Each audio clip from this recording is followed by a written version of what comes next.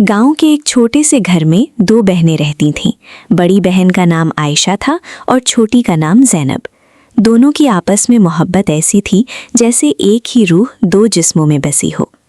आयशा नहायत समझदार और जिम्मेदार थी, जबकि ज़ैनब चंचल और ख्वाबों से भरी हुई लड़की थी। माँ के इंतकाल के बाद आयशा ने माँ की जगह ले ली थी। वो खुद भूखी रह जाती, मगर ज़ैनब को कभी एहसास ना होने देती। एक दिन ज़ैनब ने खुशी से आकर कहा, आपिया, मुझे शहर के कॉलेज में दाखिला मिल गया है। आयशा के चेहरे पर मुस्कुराहट तो आई, मगर दिल में एक तूफान बरपा था। घर के हालात ऐसे ना थे कि दोनों की ज़रूरियात पूरी हो सकें।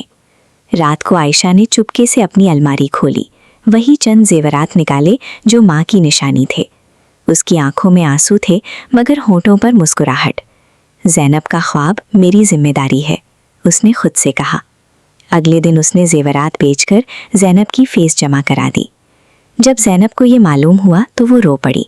आपिया, आपने अपनी सबसे कीमती चीज़ मेरे लिए दे दी। आयशा ने उसके आंसू पोंछते हुए कहा, तुम मेरी सबसे कीमती चीज़ हो ज़ैनब, जेवरात तो बस चीज़ें हैं। वक्त गुजरता गया।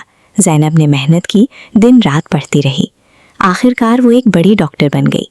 पहली तनख्वाह लेकर वो सीधा घर आई, आयशा के कदमों में बैठ गई और कहा, आज जो कुछ हूँ आपकी कुर्बानी की वजह से हूँ, अब मेरी बारी है।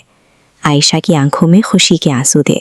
उस दिन दोनों बहनों ने एक दूसरे को गले लगाया और यूं लगा जैसे वक्त रुक गया हो। सच्ची मोहब्बत वो होती है जहाँ खुद से ज़्यादा दूसरे की खुशी अजीज़ हो, और बहनों का रिश्ता वो तो एक ऐसी डोर है जो हर कुर्बानी को आसान बना देती है।